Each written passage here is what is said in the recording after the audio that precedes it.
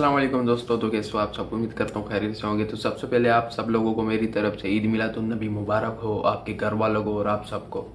हम जब छोटे हुआ करते थे, कारी साहब के पास पढ़ने जाया करते थे, तो वहाँ पर तो जब भी ईद मिलादुन्नबी का महीना आया करता तो हम उससे पहले मतलब ट्रेनिंग करते थे कि मतलब कहाँ से हमने जाना और कहाँ कहाँ पे हमने इलाके में चक्कर लगाने हैं।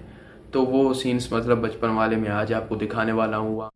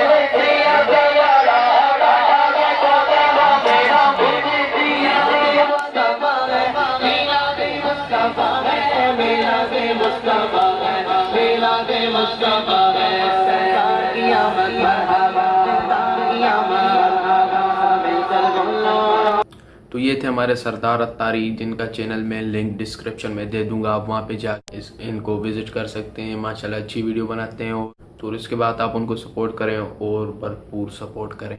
तो दोस्तों वीडियो को एंड करते हैं, मिलते हैं अगली वीडियो में। तब तक के लिए अल्लाह हाफिज़।